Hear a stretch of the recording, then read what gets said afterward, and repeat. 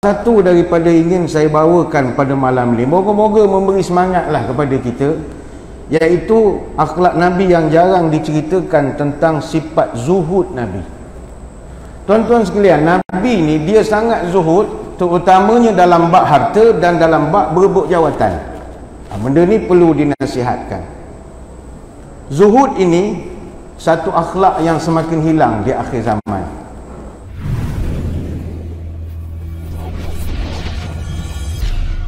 Assalamualaikum warahmatullahi wabarakatuh. Bismillahirrahmanirrahim. Alhamdulillahi hamdan katsiran tayyiban mubarakan fihi kama yanbaghi li jalali wajhika wa li 'azimi sultanik. Allahumma salli ala sayyidina Muhammadin abdika wa rasulika nabiyil ummi wa ala alihi wa sahbihi wa sallim. Nawaitu ta'alluma wa ta'lim wa tadhakkura wa tazkir wa naf'a wal intifa' wal ifadah wal istifadah wal hasa ala tamassuki bi kitabillah wa sunnati rasulih wa du'a ilal huda wa dalalah alal khair ibtigha'a wajhillah wa mardatihi wa qurbihi wa thawabihi lillahi ta'ala.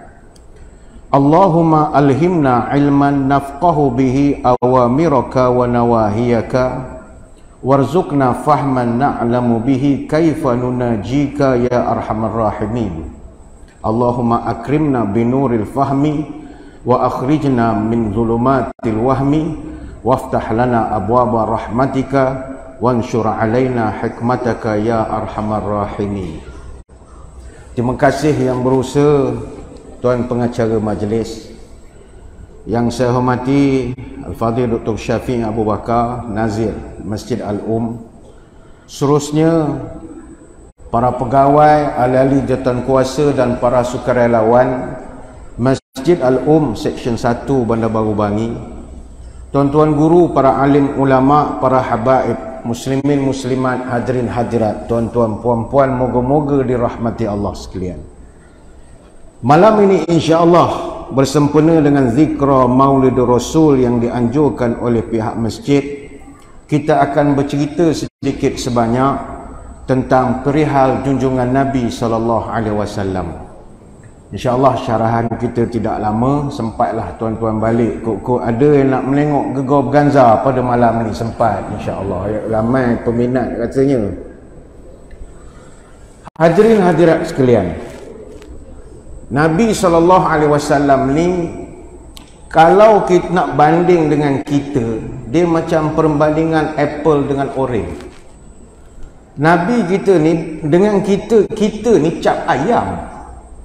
Jadi benda cap ayam nak banding dengan benda hot quality first class, dia tak berapa ngam. Justru pada malam ini kita nak lihat bagaimana kita nak bandingkan Nabi SAW dengan nabi-nabi juga.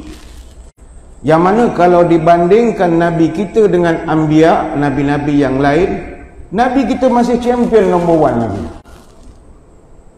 Seperti kita maklum dalam dunia ni, Nabi bukan Nabi kita je, ada ratusan ribu para Nabi. Sebagaimana kata Abu Umamah radhiyallahu anhu, Abu Zar Al-Ghifari radhiyallahu anhu pernah tanya Nabi, "Ya Rasul, kam wafa' indatul Anbiya?" Ada berapa jumlah para Nabi? Nabi menjawab, mi'atu alaf wa arba'a wa ansyuruna alfah. Jumlah para Nabi ada 124 ribu orang. Wa rusulu min zalika salasumi'ata wa khamsata asyar jaman ghafira. Dan daripada 124 ribu, 315 daripada mereka adalah para Rasul. Ini hadis riwayat Imam Ahmad. Namun hadirin hadirat sekalian, banyak hari antara hari takkan semulia hari Jumaat. Banyak Nabi antara Nabi takkan semulia Nabi Muhammad. Apakah kehebatan baginda Nabi? Tak lain tak bukan adalah akhlaknya. Banyak redup perkara redup alamat hari nak hujan. Banyak hidup perkara hidup, akhlak Nabi Muhammad sentiasa jadi teladan. Gema takbir di subuh hari, semayang awal jadikan amalan. Nabi terakhir takkan ada ganti. Akhlaknya yang kekal jadi ikutan.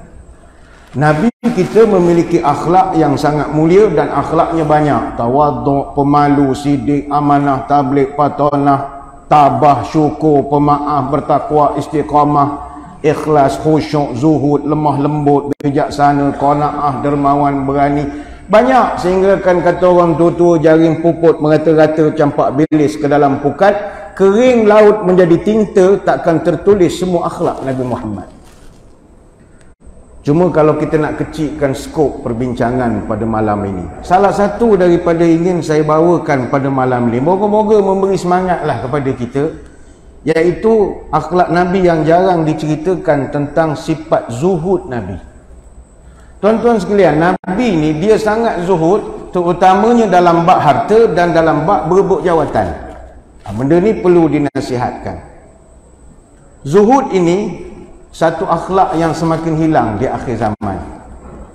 Sebab itu Sa'ad bin Sahal radhiyallahu anhu dia pernah bercerita, atan Nabi sallallahu alaihi wasallam rajulun faqala ya Rasulullah dullani ala amalin idza ana amiltuhu ahabbani Allah wa ahabbani an-nas. Ya Rasulullah, Sahal bin Sahal cerita ada seorang lelaki datang jumpa Nabi bertanya, ya Rasul, ajarkan pada saya satu amalan yang kalau saya amalkan, pertama Allah sayang saya, yang kedua manusia pun cinta kepada saya, dua dalam satu. Apa amalan? Maka dijawab oleh Nabi, izhad fid dunya yuhibbakallah wazhad fima fi aidin nasi yuhibbuka. Kata Nabi, zuhudlah engkau di dunia, nescaya Allah akan cinta kepada engkau, dan zuhudlah engkau dengan apa yang ada pada tangan orang lain, nescaya manusia akan mencintai kamu. Hadis riwayat Ibnu Majah. Sebab itu zuhud ni payah kita nak menengok sekarang, sebab zuhud ni dia satu cabang di dalam disiplin ilmu tasawuf. Seseorang yang nak mencapai ma'rifatullah, dia kena melalui tangga ataupun stesen yang dalam istilah tasawuf disebut sebagai makam-makam. Maka zuhud dalam ajaran tasawuf adalah salah satu daripada tangga menuju ma'rifatullah. Dia ada banyak stesen yang seorang itu dia kena lalui, antaranya taubat, wara', zuhud, fakir, sabar, syukur, tawakal, redha, baru sampai ke stesen yang paling last sekali. Jadi salah satu daripada jumlah tangga-tangga ataupun stesen ini yang paling banyak dibicarakan oleh ulama, namun ada pandangan yang pro dan kontra, adalah soal zuhud.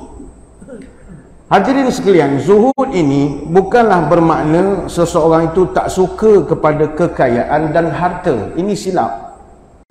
Abu Dzar Al-Ghifari dalam satu riwayat menyebutkan, az-zahadatu fid dunya laysat bitahrimil halali wala idha'atil mal, walakin zahadata fid dunya an la takuna bima fi yadaika awsaqa mimma fi yadillah. Nabi pesan pada dia, zuhud terhadap dunia bukanlah dengan kau haramkan benda-benda yang Allah dah halalkan, bukan juga dengan kau menyia-nyiakan harta. Akan tetapi yang dimaksudkan zuhud itu adalah ketika keyakinanmu terhadap apa yang ada pada tangan Allah. Oh, ini tinggi falsafahnya. Hadis riwayat Imam Tirmizi dan Ibnu Majah. Ada dicatatkan dalam kitab Siyar A'lamun Nubala, ada seorang ulama nama Fudail bin Iyad rahimahullah. Dia berjumpa dengan Ibnul Mubarak. Ibnul Mubarak ni guru besar lah. Dia guru kepada Imam Bukhari. Jadi Imam Bukhari tu dah champion hadis tu, guru dia lagilah champion. Orang jumpa dengan Ibn Mubarak tanya, komplainlah, anta ta'muruna bizuhdi wat taqalluli wal balaghatu wal naraka ta'ti bil bada'i kaifa za. Orang tanya kepada, wahai tuan guru, engkau ceramah suruh kami zuhud, sederhana dalam harta, hidup sepadan, tak kurang tak lebih, tapi kami tengok tuan banyak pula harta, kenapa jadi begitu? Awak lagu tu. Jawab Ibnu Mubarak, ya Aba Ali. Aba Ali ni panggilan manja kepada Fudail bin Iyad. Innama af'alu za li'asuna wajhi wa akramu 'irdi wasta'inu bihi ala ta'ati rabbi. Sesungguhnya hidupku seperti ini hanyalah untuk menjaga maruahku dan aib daripada meminta-minta dengan orang. Juga aku bekerja untuk memuliakan kehormatanku. Aku pun bekerja supaya dapat membantuku untuk serta taat kepada Tuhanku. Sebab itu zuhud bukan maknanya tuan-tuan kita tak nak harta, tak nak apa-apa, tidak. Sebab itu kata Imam Al-Ghazali ada 3 ciri orang zuhud. Pertama, dia tidak merasa gembira terhadap apa yang dia miliki, sama ada harta, kekuasaan, gelaran atau apa saja, dan tidak pula sedih kalau sesuatu itu tidak lagi menjadi milik dia. Ini orang zuhud. Dulu contoh, dia pegang jawatan ketua kampung. Kemudian habis penggang, dia dah tak jadi ketua kampung. Masa jadi ketua kampung pun dia tak adalah happy sampai nak sombong. Dan bila jawatan itu dilucutkan atau di kampung bubar, kampung tak bubar, jawatan tu dah ditakdirkan, dia okey saja. Ada pun okey, tak ada pun okey. Ini zuhud. Yang kedua, dia tidak berbangga hati apabila dipuji oleh kerana kekayaan, kejayaan, gelaran yang dia miliki, dan tidak juga merasa resah selepas hilang segala-galanya. Masa dia ada gelaran, ada pangkat, ada grade yang bagus dalam pekerjaan, dia tidaklah sombong. Dan kalau ditakdirkan dia pencen, dia berhenti, dia apa saja, dia okey saja. Itulah orang zuhud. Yang ketiga, orang zuhud ni kata Imam Al-Ghazali, hatinya hanya semata-mata tertanam rasa takut, rindu dan juga cinta kepada Allah saja. Dan ingat, zuhud tidak dimestikan miskin. Kerana zuhud adalah amalan hati dan yang menilainya hanyalah Allah. Jumlah harta yang kita miliki bukan standard ukuran kepada zuhud. Orang boleh menjadi zuhud sekalipun Allah beri kepada dia segala kekayaan dunia. Dan ini banyak dibuktikan dalam sejarah. Dalam konteks Maulidur Rasul kita pada malam ini, Nabi SAW adalah manusia yang sangat zuhud. Baginda telah dianugerahkan dengan segala nikmat dunia, tetapi baginda meninggalkannya untuk memenuhi keperluan orang yang kekurangan, disebabkan Nabi nampak utama dalam hidup adalah mencari redha Allah dunia akhirat. Nabi dengan senang hati memilih hidup miskin supaya lebih dekat dirinya dengan Allah dan lebih mengutamakan kelazatan ibadah dengan Allah di dunia ini. Timbul persoalan, macam mana Nabi zuhud, Ustaz? Bukankah Nabi miskin? Ini kita perlu perbetulkan. Apabila ditimbulkan pertanyaan, adakah Nabi miskin? Adakah Nabi tidak ada harta? Pertama, perlu dijelaskan, Nabi beberapa kali ditawarkan dengan harta. Yang kedua, Nabi memang memiliki harta. Tuan-tuan janganlah ingat Nabi kita miskin, duduk masjid pakai kopiah tak lalat. Dah. Nabi kita ada harta, tuan-tuan. Nanti saya akan terangkan. Pertama kita tengok, Nabi beberapa kali pernah ditawarkan untuk mendapat harta, dan yang menawarkan harta itu Allah, bukan orang Quraisy. Allah yang tawarkan kepada Nabi. Abu Umamah radhiyallahu anhu dia cerita, Nabi pernah bercerita pada dia, arada alayya rabbi liyaj'ala li batha Makkah zahaban.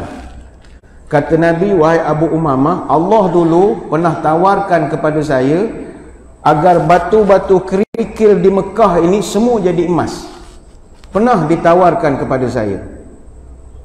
Tetapi Nabi menjawab kepada Allah, la ya Rabb, walakin ashba'u yawman wa aju'u yawman wa qala salasan aw nahwa hadha.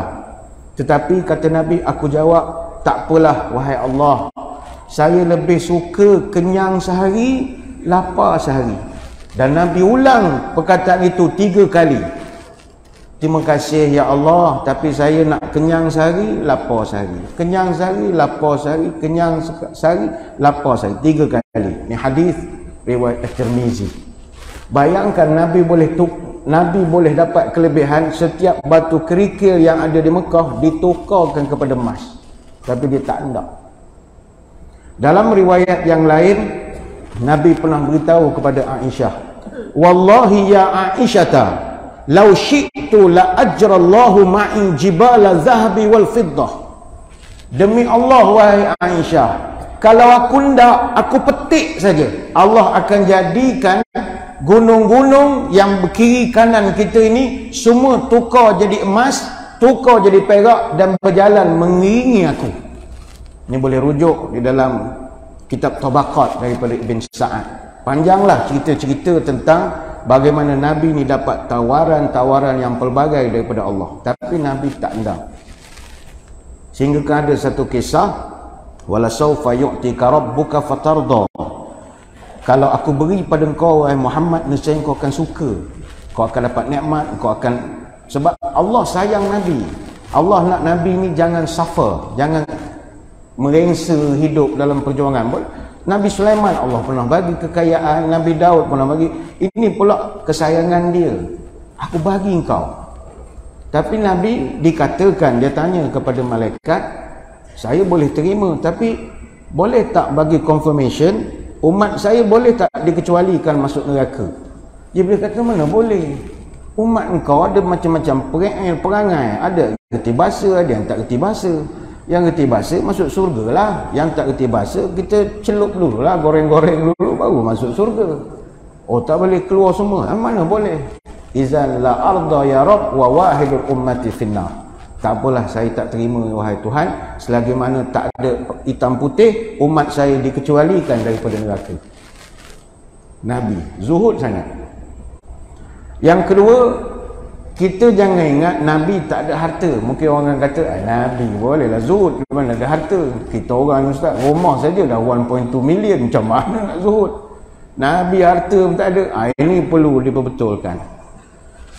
Nabi SAW sebenarnya ada harta. Pernah tak tuan-tuan mendengar cerita tanah di Khaybar?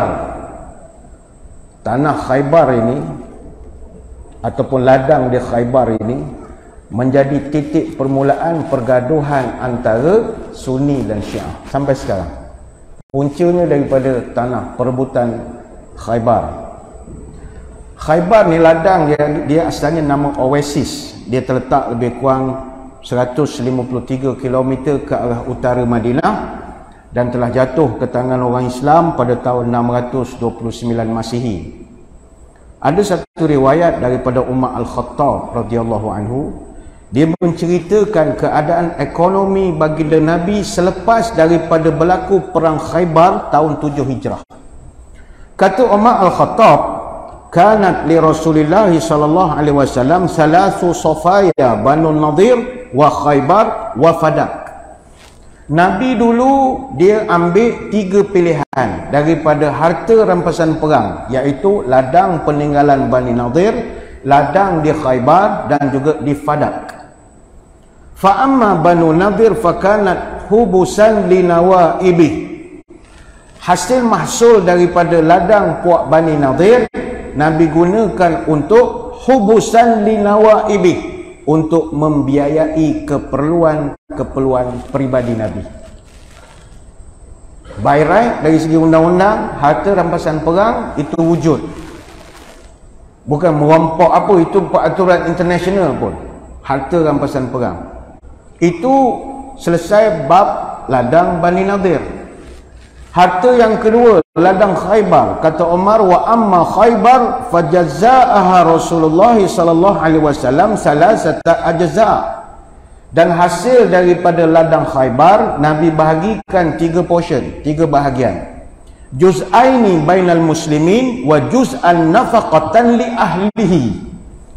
2 bahagian Nabi bahagi-bahagikan kepada masyarakat, dan 1 portion, bahagian ketiga, Nabi gunakan untuk memberi nafkah kepada keluarganya. Hadis riwayat Abu Dawud. Baik, maka dari hasil ladang negeri Khaybar inilah Nabi telah menafkahkan isteri-isterinya. Berapa Nabi nafkah isteri-isterinya? Lebih banyak daripada kita beri nafkah pada isteri kita. Tiap-tiap tahun setiap isteri Nabi terima nafkah sebesar 100 wasak ataupun takar, iaitu 80 wasak kurma dan 20 wasak gandum. Kalau dalam literature fiqh, satu wasak bersamaan 60 sok. Satu sok bersamaan 2.04 kilogram. Maka satu wasak adalah 2.040 kilo darab 60, 122.4 kilogram. Adakah tuan-tuan ingat Nabi tak ada harta? Ada. Sebab itu isteri-isteri Nabi tak pernah tuntut pasah, nafkah tak dapat ke benda, tak ada. Semua dapat. Semua dapat. Ini kita tak elaborate panjang sangat. Tapi seperti saya sebutkan tadi, harta Khaybar inilah menjadi punca permusuhan Syiah dengan Ahli Sunnah wal Jamaah sampai sekarang. Apa sebab? Kononnya mereka marah kerana Fatimah tak dapat mewarisi harta di Khaybar itu. Yalah, itu kan harta bapak dia, ayah dia. Patut Nabi meninggal, dapatlah ke anak. Dia ada satu riwayat daripada Aisyah menyebutkan Fatimah binti Nabi mengutus utusan kepada Abu Bakar meminta warisannya daripada Rasulullah, daripada harta yang Allah berikan kepada Nabi di Madinah dan juga di Fadak, serta sisa 1/5 ghanimah di Khaybar. Maka bila permintaan itu dipanjangkan oleh utusan Fatimah kepada Abu Bakar, Abu Bakar respon, inna Rasulullahi qala la nurathu ma tarakna sadaqatun innama ya'kulu alu Muhammad fi hadzal mal. Abu Bakar mengatakan, Nabi pesan pada dia, kami tidak diwarisi. Segala yang kami tinggalkan hanya jadi sedekah. Hanya saja keluarga Muhammad makan daripada harta ini saja. Maka dalam riwayat menyebut Fatimah marah. Faghadibat Fatimah binti Rasulullah fahajarat Abu Bakrin falam tazal muhajiratuhu hatta tuwfiyat. Maka Fatimah binti Rasulullah pun marah dan tidak bercakap dengan Abu Bakar sampailah dia meninggal. Fatimah meninggal 6 bulan lepas Nabi wafat. Ini hadis riwayat Imam Bukhari. Mungkin tuan-tuan ada yang first time dengar hadis ni. Oh, dia tak cakap dengan Abu Bakar. Apa? Berat tu Ustaz, macam mana gaib? Ginilah, ini kelahi orang tua. Kita budak-budak jangan masuk campur. Tak tahu apa hal yang sebenarnya. Jadi wallahualam. Kita pun tak tahu. Sebab pertama kita kena menengok. Ni kok ada rakan-rakan kita yang Syi'i atau Syiah yang menengok siaran kita ini. Pertama kita boleh tanyakan, betul ke Fatimah marah? Itu isunya. Sebab riwayat Fadak ni dalam kitab-kitab hanya ada daripada 3 orang saja. Daripada Abu Hurairah, dia tak sebut Fatimah marah. Daripada Abu Tufail, tak sebut pun Fatimah marah. Daripada Aisyah, tak semua riwayatnya menyebut marah. Jadi kalau kita perhatikan, tambahan perkataan Fatimah marah itu hanya ada dalam riwayat Zuhri saja. Itu pun bukan semua. Justru perkara ini kita bancang dalam disiplin hadis dipanggil waham perawi. Jadi ada sedikit kekeliruan. Marah tak marah, marah tak marah. Senang cerita soal campurlah orang tua bergaduh. Yang awak sampai beribu tahun nak bergaduh Syiah Sunni. Bukan harta awak pun nak susah hati ingat ngapa. Yang mustahaknya tuan-tuan, Nabi berharta. Cuma Nabi kita zuhud. Dia memilih untuk hidup sederhana.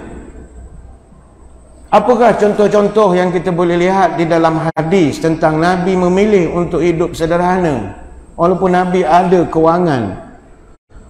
Pertama, Nabi, satu tabiat dia tak tidur di atas tempat yang selesa. Dia baring di atas tika-tika saja. Sehingga kan kata Anas bin Malik radhiyallahu an, pernah sekali Umar bercerita, dakhaltu ala Rasulillah wa huwa muttaji'un ala saririn marmulin bi syaritin. Aku pernah pergi rumah Nabi, aku tengok Nabi sedang baring atas tika yang tidak beralas. Biasa orang tika taruhlah kain. Tak, Nabi baring atas tika. Tidak ada kain yang melindungi tubuh Nabi yang mulia daripada tika yang dipakainya untuk berbaring. Dan kata Omar, di bawah kepala Nabi ada bantal buat daripada kulit kambing yang diisi dengan sabut. Zuhud sangat. Fanharafa anhu Rasulullah inharafah fanazara fara'a syaritun qad asara bijanbihi fabaka Umar Faqala Rasulullah, ma yubkika ya Umar. Ketika Nabi kata Umar bangkit daripada baringnya, pada badan Nabi ada bekas daripada tikar itu, melekat pada badan Nabi. Melihat keadaan itu, Umar menangis. Menangis Sayyidina Umar. Sehingga Nabi tanya, ma yubkika ya Umar. Apa yang kau menangis ni Umar? Relax lah. Apa yang nak menangis ni? Jawab Umar, amma wallahi ya Rasulullah, ma abki ila likauni a'lamu annaka akram ala Allah min Kisra. Wahai Rasulullah, demi Allah saya ni tidaklah menangis, melainkan saya duk mikir tuan ni lebih mulia daripada raja-raja Kisra wa Kaisar, dan juga raja-raja Kaisar Rom dan Parsi. Fahuma ya'inshani fima ya'inshani fihi minad dunya. Sedangkan Raja Kisra dan Raja Parsi sedang berpesta pora di dunia ini dengan tilam yang empuk, bantal-bantal macam-macam lagi. Wa anta bil makanil ladzi ara. Tapi engkau utusan Allah, tengoklah keadaan kau sekarang ni, badan berbirat dengan tikar. Apa jawab Nabi? Awama tarda ya Umar an takuna lahumud dunya walanal akhirah. Wahai Umar, tidakkah engkau redha kalau segala kemegahan dunia ni berilah pada mereka, tapi kemegahan akhirat milik kita, kata Nabi. Qala bala ya Rasul, of course saya faham itu. Wallahi ya Rasulullah, fa innahu kazaka. Kata Nabi, begitulah keadaannya. Jadi tak payahlah menangis beria sangat. Ini hadis riwayat Bukhari dan Muslim. Nabi zuhud. Apa salah beli tilam apa semua? Tak, dia nak menunjukkan biarlah tak selesa. Itu sebab Nabi boleh qiyamul lail tiap-tiap malam. Tidur bukan serupa kita membuta, bukannya tidur. Tidur betul. Sekarang ni pula tilam, ada pula boleh pesen panggil orang sembuh, sedut, abuk macam mana. Kau sedap lagi lah tidurnya. Apakah lagi contoh-contoh zuhudnya Nabi? Yang ini saya ingat kita akan terangkan kemudian, kerana sebentar lagi akan masuk solat fardu isyak. Jadi kita beri laluan dulu kepada lawangan azan. Sempatlah Bilal membuat persiapan. Jadi tuan-tuan semua jangan ke mana-mana. Kita akan kembali lagi selepas ini. Muslimin muslimat yang dirahmati Allah sekalian, mohon izin menyambung sedikit lagi syarahan pada malam ini, dan kita anjakkan sikit pelaksanaan solat isyak. Tidak lama insya-Allah, nak menghabiskan tajuk saja. Hadirin hadirat sekalian, kita membicarakan pada malam ini tentang salah satu daripada kelebihan Nabi SAW yang wajar untuk kita ikut, iaitu sifat zuhud Nabi. Nabi zuhud dalam keadaan memiliki, bukan dia tidak memiliki. Sama juga Nabi kita, dia memilih untuk hidup sederhana. Contohnya di dalam hal makan, Nabi mengambil satu prinsip hidup cara sederhana. Bahkan Nabi kita tak pernah kenyang selama 3 hari berturut-turut. Ma syabi'a Rasulullah sallallahu alaihi wasallam ala ayamin mutawalin. Kata Aisyah, Nabi memang tak pernah kenyang 3 hari berturut-turut. Kita setakat malam 2 hari kekenyangan. Tak lapar-lapar, makan semua. Nabi kita seorang yang sikit makan. Beza dengan kita, sikit-sikit makan, sikit-sikit makan. Macam malam ni ada makan? Makan juga. Ikut mana makan? Dia Maulidul Rasul ni wajib sarahan, marhaban, makan. Sarahan, marhaban sunat je lah hukumnya. Makan wajib. Sebab maulud dengan mulut dekat-dekat. Makan semua kita ni. Nabi seorang yang jaga makan. Kita gak asal jaga makan, asal jaga makan. Ni bulan 11 esok World Cup. 28 hari lah sampai bulan 12. Hari-hari lah kita malam jaga makan, pas makan. Nabi semua makanannya jadi ubat. Kita sekarang ubat pula jadi makanan. Berbongo-bongo tekok makan ubat. Cair darah lah apa, macam-macam. Nabi tak, dia ada kemampuan untuk makan, tapi dia pilih untuk hidup tidak mahu bermewah sangat bab makan. Kalau hari ni hari Ahad dia kenyang, mungkin ada majlis keluri ke apa, okey hari Senin dia puasa lah. Selasa makan balik. Ataupun hari ini dia makan, esok makan, Selasa dia kurangkan makan. Dia tidak pernah macam kita bukannya kenyang, seeh lain. Seeh ni kalau makan cendol 3 mangkuk. Bila semayang maghrib keluar balik cendol, itu seeh, malah overdose. Orang kita nak orang masjid ni, bukan masjid sinilah, habis majlis buat makan pula kambing. Dia punya makan kambing, tengok muka masing-masing masa makan tu macam rasa masuk surga. Ya Allah, masuk surga dah aku makan kambing. Tak ada kena-mengena makan kambing ke makan ayam ke makan Jepun ke, serupa ya, surga tak surga pun. Adakah kita merasakan kita makan kambing kita dah ikut sunnah? Tak juga. Tuan-tuan makan kambing bakar, siapa dia beritahu Nabi makan kambing bakar? Tak tahu tak siapa beritahu tak? Mana orang meniaga ke tu lah yang kapal. Mana kita punya dalil daripada orang hak meniaga kambing? Tak betul. Kata Anas bin Malik radhiyallahu anhu. Anas bin Malik ni dia setiu sulit Nabi. Dia jaga Nabi, makan minum semua dia tahu sangat. Dia mengatakan ma'akalan Nabi SAW khubzan muraqqaqan wala syatan masmutatan hatta laqi Allah. Saya jaga Nabi lama, Nabi tak pernah makan roti yang empuk, dia makan roti yang keras. Dan Nabi pula tak pernah makan kambing panggang sampailah dia wafat. Ni hadis riwayat Imam Bukhari. Tuan-tuan nak percaya Anas bin Malik ke orang meniaga kambing tadi? Mana tuan-tuan nak dengar? No. Bukan tak boleh makan ada pula tak kambing macam berdosa pula makan. Tak. Janganlah muka tu macam confident masuk surga. Relax lah makan je lah. Yang penting kita yang cinta Nabi ni mesti mau jaga makan. Ini tanda orang zuhud jugalah. Tapi orang tasawuf ni dia lain. Orang tasawuf dia kalau makan kenduri dia makan sungguh. Tapi di rumah dia zuhud. Itu kena ingat. Tuan-tuan jangan pergi kenduri tak makan pula. Nasi makan telur. Mau makan telur, kawan ahli tasawuf. Tak betul. Orang ahli sufi di rumah dia makan sikit. Dengan orang dia gembirakan orang. Mama rasa ngomong. Padahal dia bukan pemakan pun. Ini kalau nak jadi orang tasawuf lah. Kalau nak jadi tahu sahuk lah, tak ada masalah. Itu kita cerita zuhud Nabi bab harta. Bagaimana pula zuhudnya Nabi bab jawatan? Nanti musim-musim orang berperang nak merebut jawatan.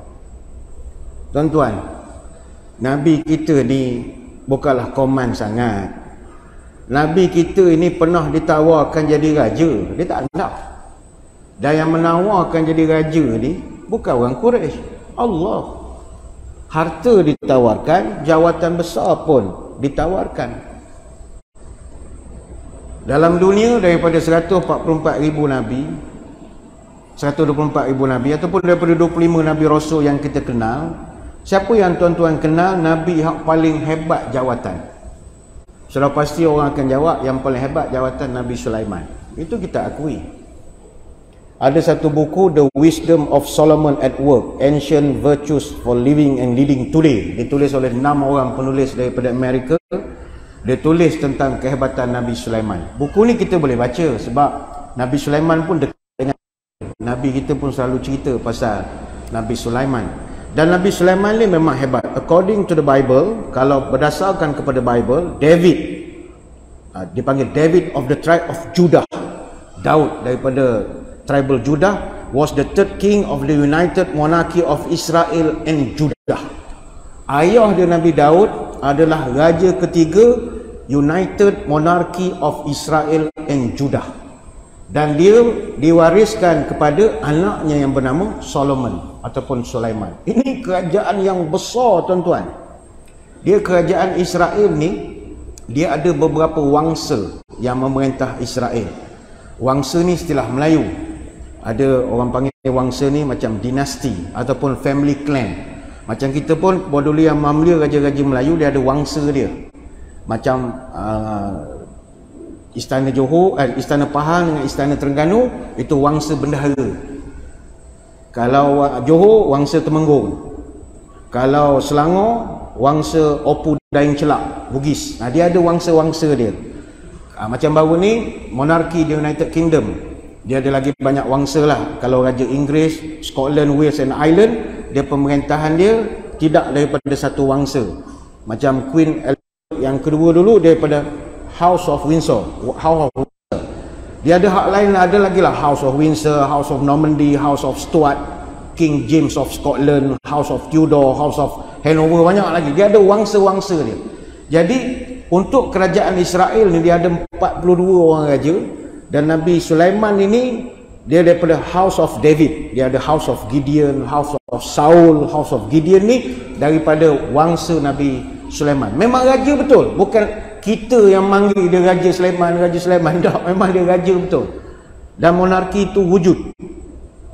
Nabi Sulaiman ni, kata penulis-penulis barat, adalah Nabi paling sempurna dalam dunia. Sebab dia memiliki segala-galanya. Dia nak ngatakan Nabi kita. Tengok Nabi orang Islam, dah orang cetong setarang barok, miskin, baju tampai. Kita malah nak cerita. Nabi Sulaiman bagi mereka Nabi terhebat. Kenapa Sulaiman ni kata mereka hebat? Pertama, Nabi Sulaiman ni dia Nabi. Yang kedua, dia raja. Yang ketiga, dia kaya. Yang keempat, dia memiliki kuasa tanpa batas. Dan tak ada orang dalam dunia yang mampu dapat benda itu. Kalau kita tengok Nabi Sulaiman, tuan-tuan, pertama dia seorang raja. Adalah menjadi cita-cita ramai orang nak jadi raja. Ramai orang cita-cita nak jadi raja. Ni dalam ramai-ramai ni ada berangan nak jadi raja. Tengah susun salah silah, nak rampas balik negeri tertentu. Sudahlah, habis mereka, tak adalah keturunan kita. Habislah. Sejarah bygone be bygone lah. Semua orang nak jadi raja. Dan memang dunia dulu berpegang kepada sistem beraja ni. Pada awal abad yang ke-20, daripada 900 tahta turunlah kepada 240 tahta. Pada abad ke-8 sampai abad ke-20 tinggal dekad ke-8 abad ke-20 tinggal lebih kurang dalam 44 raja saja. Daripada 44 raja, 16 daripadanya iktiraf Ratu Elizabeth yang kedua sebagai raja pemerintah di bawah sistem raja berperlembagaan. Selain itu kita ada 16 negara yang mengamalkan sistem raja berperlembagaan. Ada 5 negara di dunia yang amal sistem raja separa autonomi. Dan ada 7 negara yang amalkan sistem raja secara mutlak, absolute. Kalau secara geografis dalam dunia, ada 11 raja di Eropah, ada 3 raja di Afrika, ada 14 di Asia, dan ada 6 di negara-negara Oceania. Artinya raja ni tak ada orang tak nak jadi raja. Tapi sekarang tak adalah, kita habis dah. Bila dah janji merdeka 57, mana-mana tuan-tuan yang patutnya keturunan saya jadi raja. Tak adalah, habis dah. Kita jadi raja sehari sajalah, jadi raja lain-lain. Ramai orang nak jadi raja. Nabi Sulaiman dia tak, dia memang raja. Dia adalah raja. Yang kedua, Nabi Sulaiman ni nabi. Dia nabi. Dan nabi pun ramai orang nak jadi nabi. Di Selangor pun ada orang mengaku jadi nabi. Bukan nabi, rasul lagi. Kena tangkap lah, masuk penjara.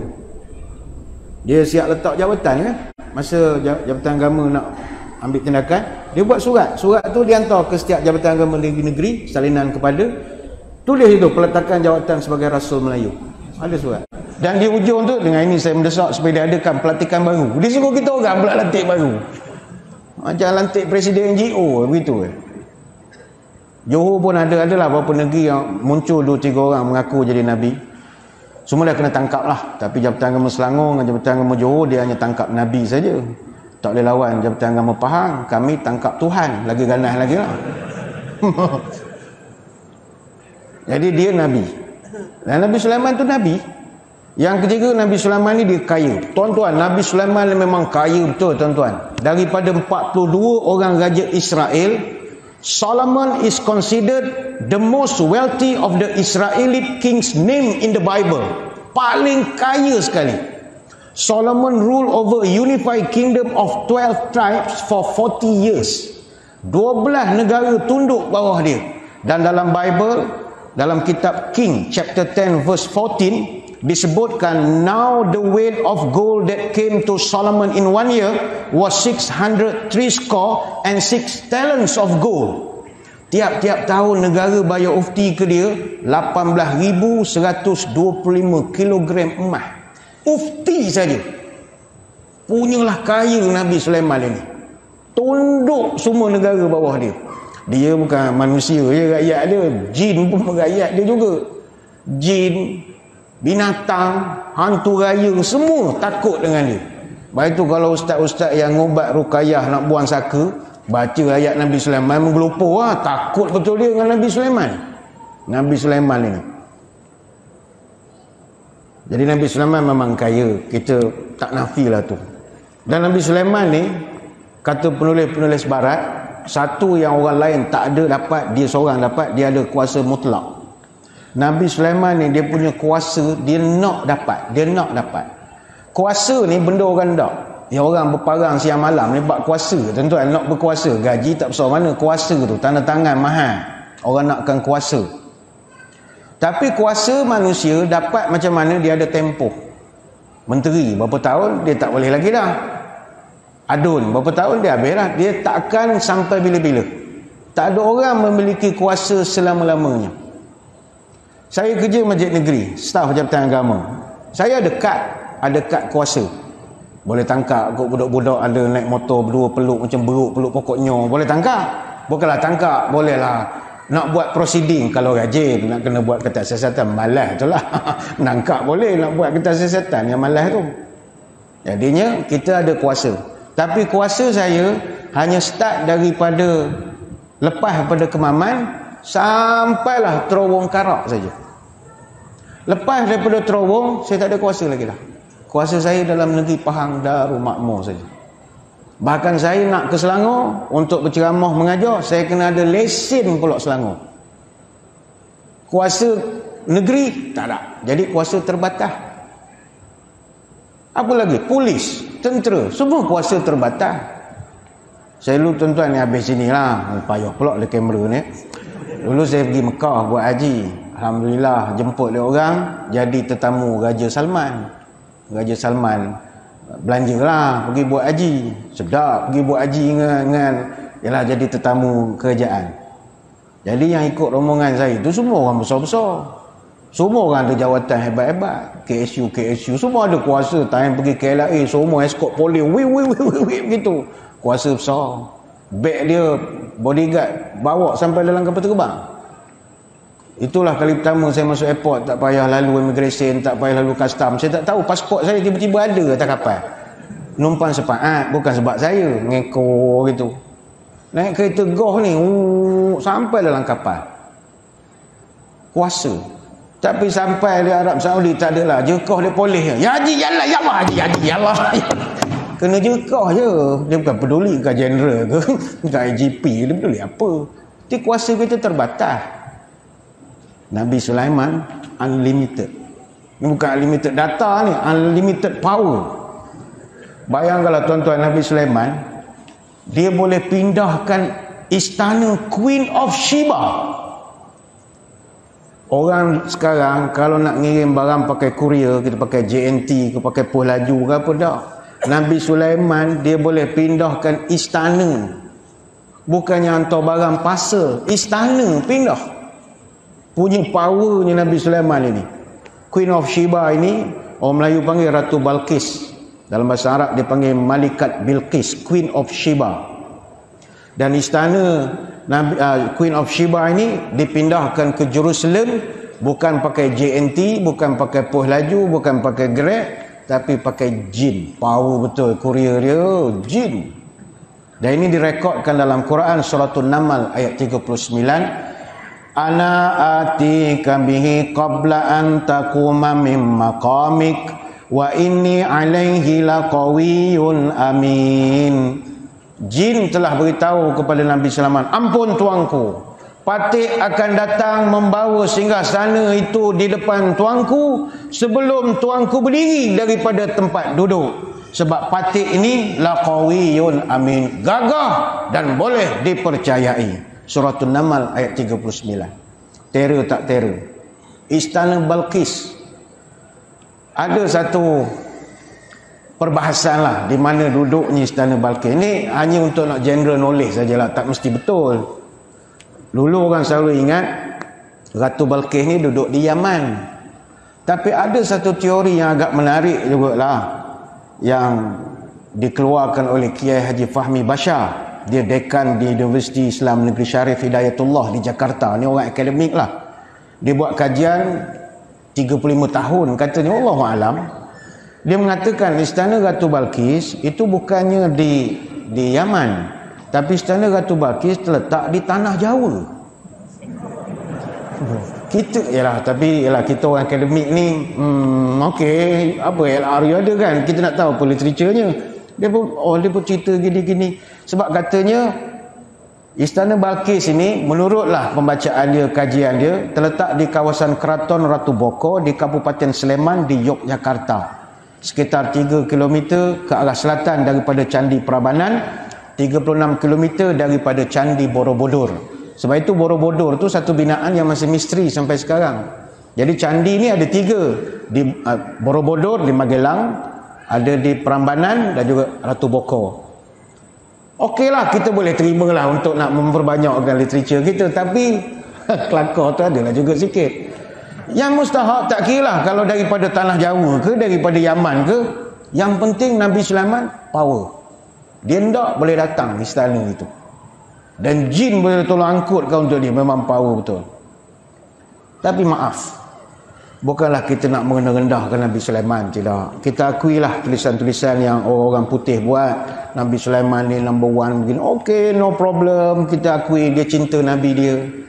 Tapi maaf, Nabi Sulaiman alaihissalam dapat semua itu apa sebab? Kerana dia minta dengan Allah. Dia berdoa dan memohon kepada Allah supaya diberi kerajaan yang kuat. Rabbi ighfirli wa habli mulkan la yanbaghi li ahadim min ba'di innaka antal wahhab. Wahai Tuhan, ampunilah aku, wahabli mulkan, anugerahkanlah kepadaku kerajaan yang takkan dimiliki oleh sesiapa pun selepas aku. Ni Allah rekodkan doanya dalam surah Sad ayat 38. Bakal-bakal calon pilihan raya boleh hafal doa ini. Saya tu jadi kerajaan, saya nak gaduh-gaduh, melompat sana melompat sini, jadi susah pening. Doa minta kerajaan yang takkan dimiliki oleh sesiapa pun selepas pada aku.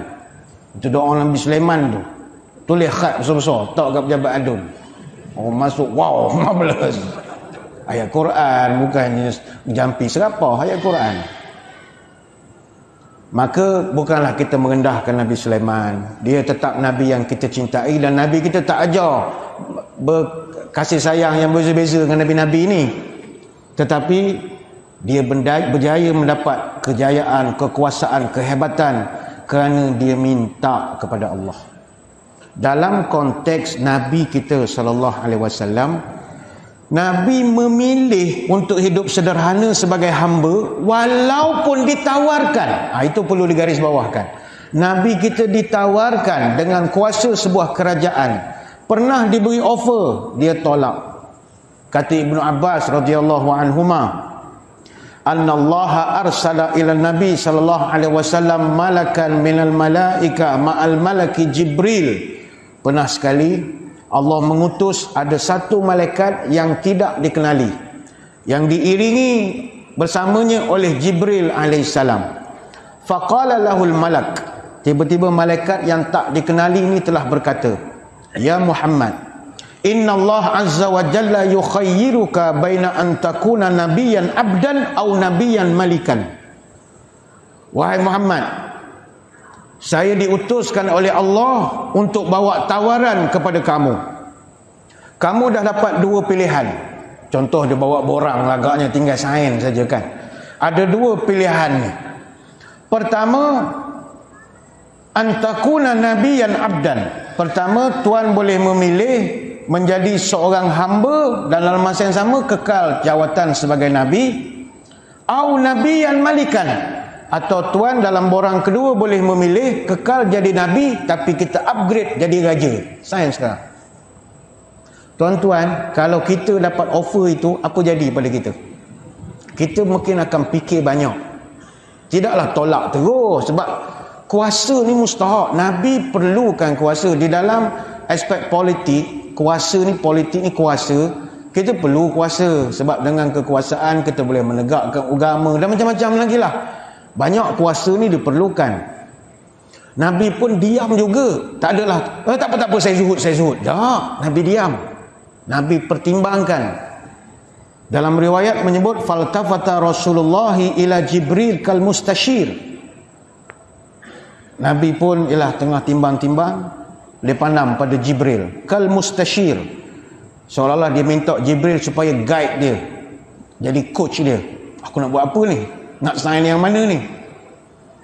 Fa'auma'a ilahi antawaddu. Maka Jibril tunjuk kepada Nabi isyarat, stay humble, tawaddu, sederhana, tak payah sign. Jadi Nabi dengan hamba saja, beres bawah.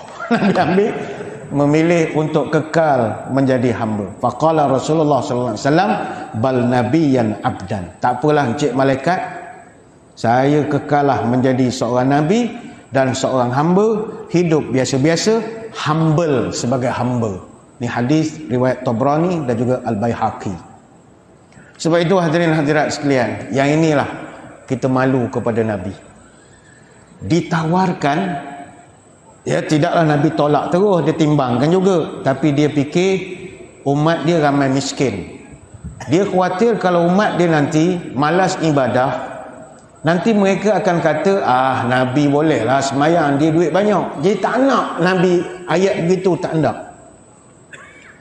Dia sebab ialah manusia dalam kubur nanti, dia akan sentiasa beri alasan tak nak beribadat kerana Nabi ni boleh, Nabi ni kami tak. Macam contoh, ada orang masuk dalam kubur tak semayang.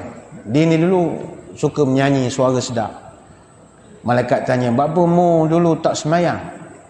"Wahai cik malaikat, saya penyanyi popular, tak dan. Kadang kita buat sound check lagi, menyanyi lagi, rehearsal lagi. Saya tak dan nak semayang ikut masa ni, minta maaf lah." Maka malaikat akan jawab, bang, minta maaf, Nabi Daud sedap pada awak suara, molek semayang. Jadi dipangkoh balik lah. Nabi Daud punya sedap, dia tengah mengaji kitab Zabur, burung yang sedang terbang berhenti, punya sedap. Terbalik dengan kita tengah membaca Quran, burung yang tengah berhenti terbang, tak sedap langsung bacaan, sumbang. Tapi elok oleh semayang. Jadi malaikat sedap nak membidas balik. Datang mayat yang kedua, ngapa tak semayang? Saya ni dulu handsome sangat, jadi model. Saya tak dan buat catwalk sana sini, iklan sana sini, buat konten sibuk. Saya tak dan jadi model iklan telefon lah macam-macam. Tak dan ambil air semayang, tak dan. Malaikat bantai balik. Nabi Yusuf tu lawa pada awak lagi. Nabi Yusuf punya lawa orang motong sayur, terluka jari, punyalah cantik, elok ada semayang. Bapa mu tak semayang? Ya tak ya juga, kena hentang lagi. Awak ngapa tak semayang? Saya dulu kaya sangat tuan, duit banyak, tak dan. Siang malam mengira duit ni. Malaikat kata, Nabi Sulaiman lebih kaya daripada engkau, elok ada semayang. Ya ke? Iya. Kena bantai lagi. Bapa mu tak semayang? Saya dulu miskin tuan, kain pelekat pun tak ada. Selai je kain, tu lah bawa tidur, takkan nak bawa semayang, kotor. Nabi engkau lebih miskin lagi daripada engkau. Oh ya ke? Kalaulah dia. Itu Nabi dia dah tahu bahawa manusia ni esok dia akan bagi alasan tak ada duit, tak boleh ibadah, susah, maka dia memilih untuk bal nabiyyan abdan. Cukuplah saya menjadi nabi dan menjadi seorang hamba. Sebab itu dalam banyak riwayat Nabi SAW sentiasa merasakan diri dia hamba. Hamba inilah yang tak ada pada jiwa kita sekarang. Hamba, jiwa hamba tu tak ada. Orang yang ada jiwa hamba, hidupnya sentiasa minta ampun pada Allah. Itu hamba. Macam kita pun kalau dengan tuanku, ampun tuanku ni berapa kali kita cakap? Banyak kali. Malam dengan raja, ampun tuanku, ampun tuanku, ampun tuanku. Nak cakap minta ampun, ampun tuanku, patik dia. Okay. Ampun tuanku, patik. Ampun semua.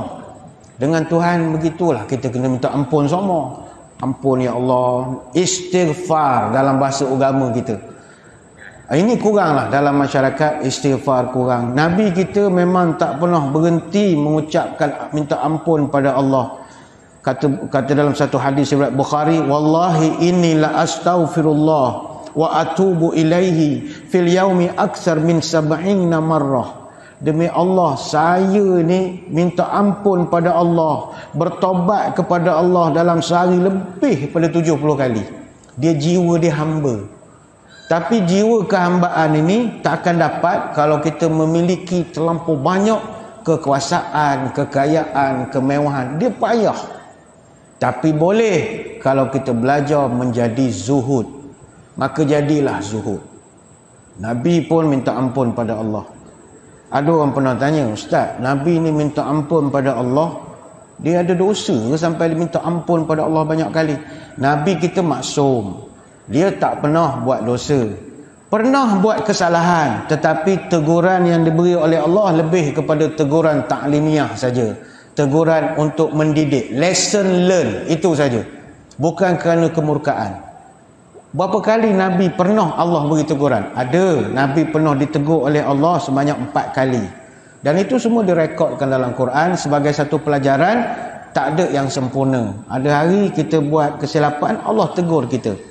Pertama, Nabi pernah ditegur semasa dia semayangkan orang munafik yang meninggal. Itu ditegur oleh Allah. Tapi Nabi bukan buat salah, sebab dia orang baik. Dia tak ada dendam. Engkau tak suka aku, engkau punya pasal lah. Aku baik dengan anak engkau. Gitu. Dia. Jadi bila Abdullah bin Ubay meninggal, dia pergi uruskan jenazah. Sehingga kan bila Abdullah bin Ubay, anak pada Abdullah bin Ubay, sahabat baik Nabi Islam, datang beritahu, ya Rasul, Abah meninggal dah.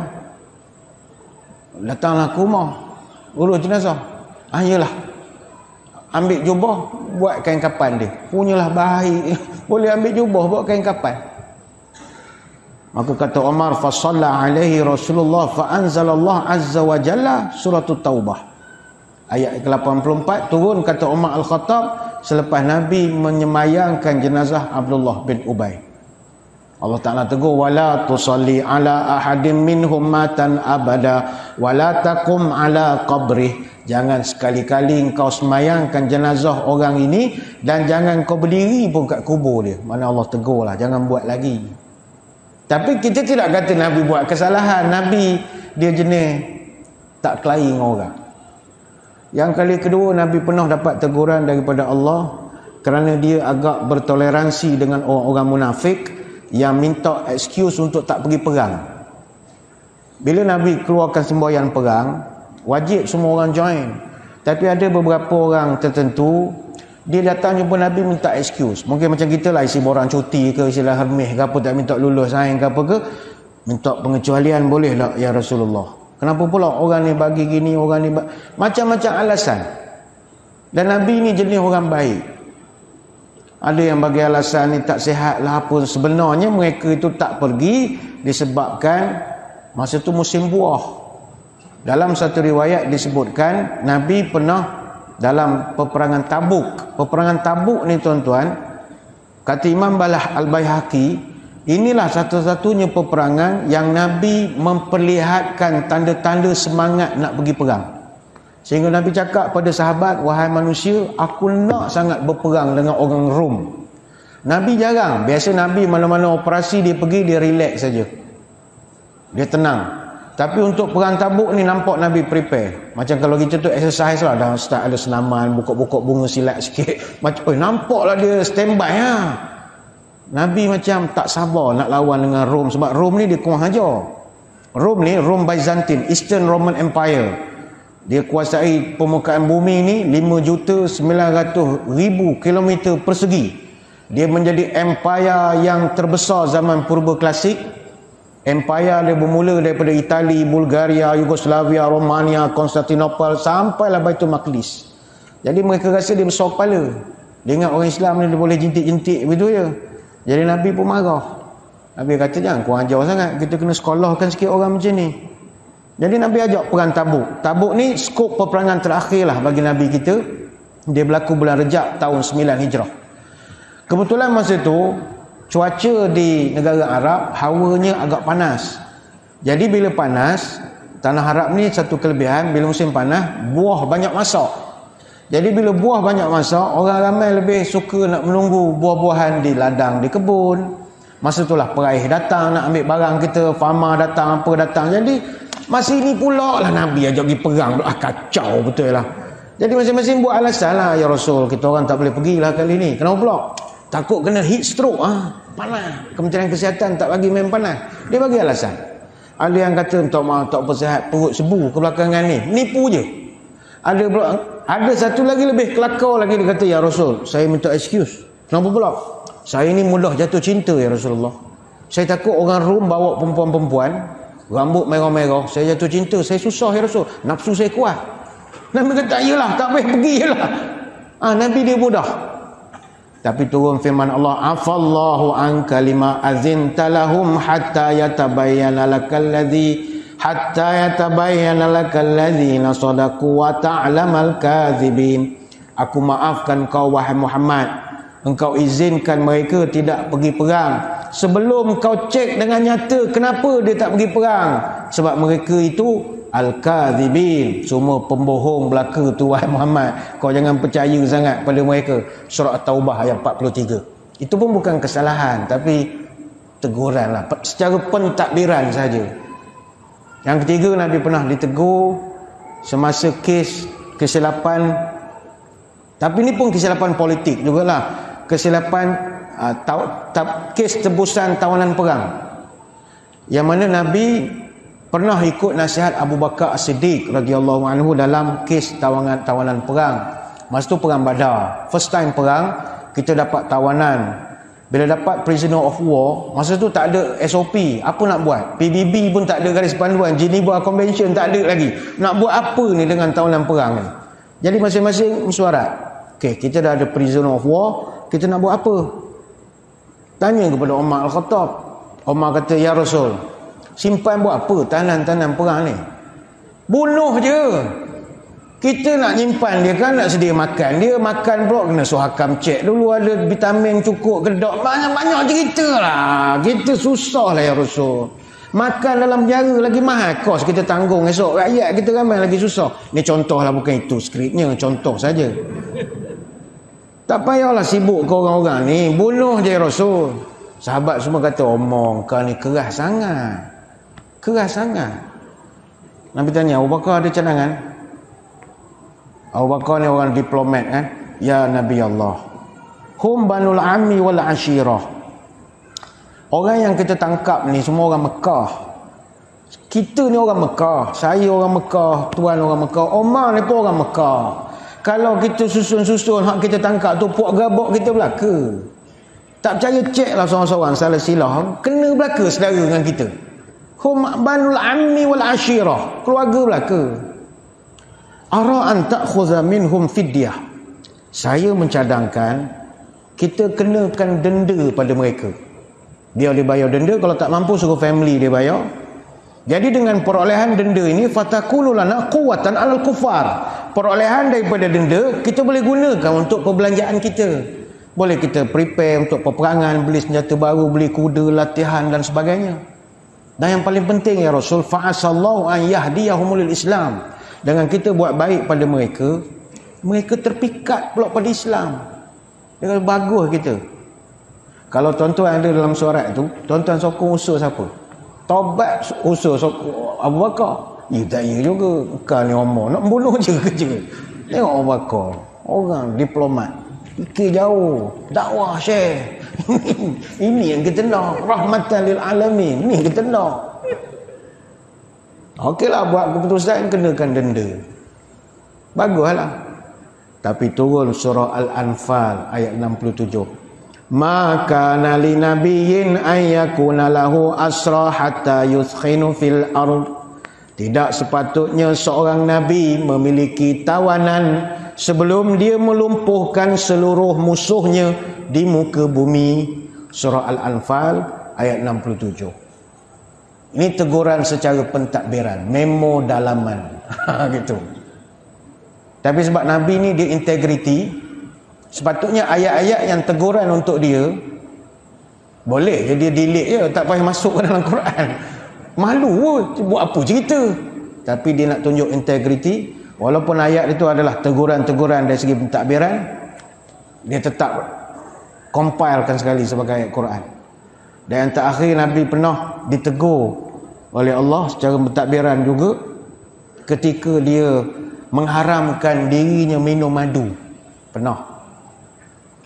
Aisyah radhiyallahu anha cerita, kana Rasulullah sallallahu alaihi wasallam yashrabu asalan inda Zainab binti Jahash wa yamkusu indaha. Kata Aisyah, Nabi bila tidur giliran di rumah Zainab binti Jahash, salah seorang isteri Nabi, dia orang memang cam. Zainab binti Jahash, dia suka bagi Nabi minum madu. Madu lebah lah agaknya ya. Madu kelulut tak ada agak, madu lebah lah. Bagi minum madu lebah. Zainab dia suka bagi. Jadi dalam riwayat, Aisyah dengan Hafsah radhiyallahu anhuma, dia sepakat, siapa-siapa yang jumpa Nabi balik daripada rumah Zainab, kita sakat Nabi sekali. Sakat macam mana? Kita kenakan dia sekali. Oh, dia pakat. Jadi kebetulan Nabi balik daripada rumah Zainab binti Jahash, Nabi jumpa dengan Aisyah radhiyallahu anha. Bila dia bersalam, agaknya lah suami isteri berjumpa kan. Tiba kata Aisyah, akalta maghafir, ini ajidu minka riha maghafir. Aisyah mengusik Nabi, ya Rasul, tuan makan buah maghafir ke? Maghafir ni sejenis buah yang berbau. Dia macam bentuk buah getah. Bau dia macam buah kedah. Orang Bangi kenal lah buah kedah. Jering orang Kuala Lumpur jering petai dia kenal. Kedah dia tak kenal. Kedah bulat-bulat tu. Bau memang tak syok lah tuan-tuan kalau makan kedah. Tandas jangan campur dengan orang, duduk seorang-seorang sudah. Menyusahkan satu rumah pula dah. Kedah ni memang power betul. Pasar tak ada dah kedah sekarang. Jering petai banyak. Akal ta maghafir, adakah tuan makan buah maghafir? Ini ajidu minka rihi maghafir, sebab saya bau maghafir ni ya Rasul. Nabi tu terkejut. Ya ke? Iya. Nabi ni dia cukup sensitif. Kalau ada orang beritahu dia berbau, dia kalah. Sebab Nabi ni dia tugas hakiki dia kena on call 24 jam. On call untuk apa? Bertemu dengan malaikat Jibril. Nabi kena standby terima wahyu.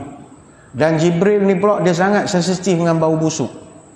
Jibril dia tak boleh bau benda-benda yang berbau. Fa innal malaikah tata'azza mimma yata'azza minhu banu Adam. Malaikat dia sensitif dengan bau yang setengah manusia tak suka. Ada orang kata durian sedap tapi bau tak suka.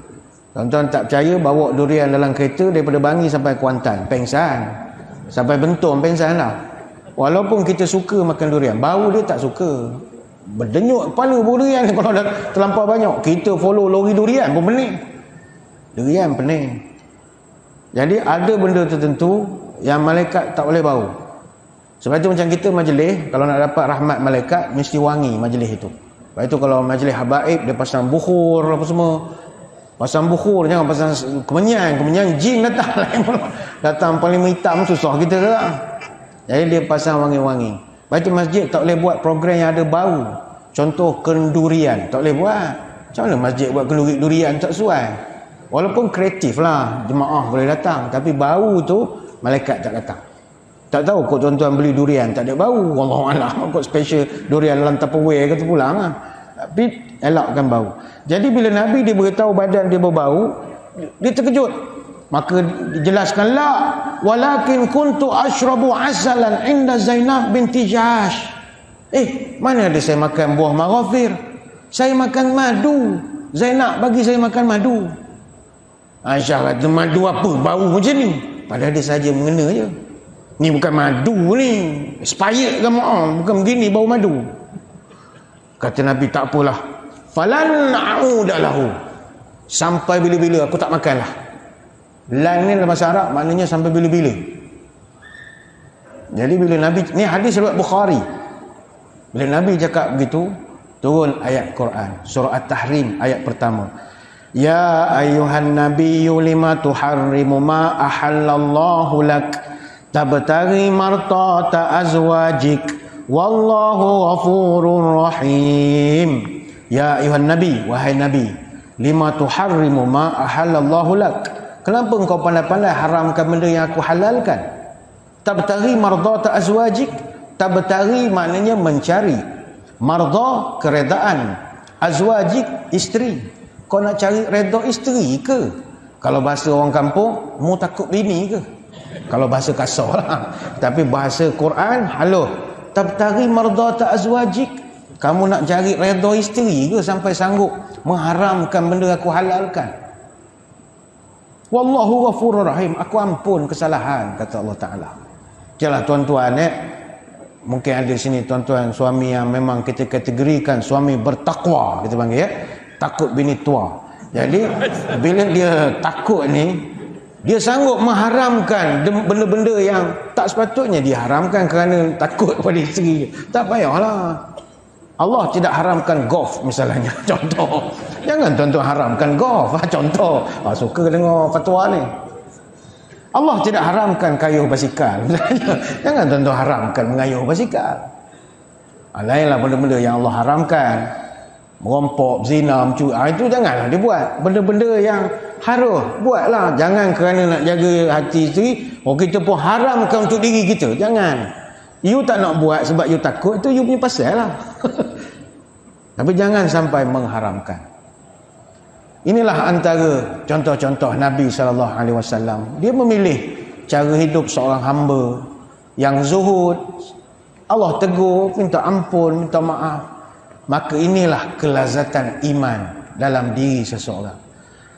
Maka moga-moga apa yang kita bahaskan pada malam ini memberi semangatlah kepada kita bahawa walaupun kita memiliki kekayaan, ada harta, ada gelaran pangkat, profesor ke, doktor ke, datuk ke, tan sri ke apa saja, tak ada masalah, tak ada masalah.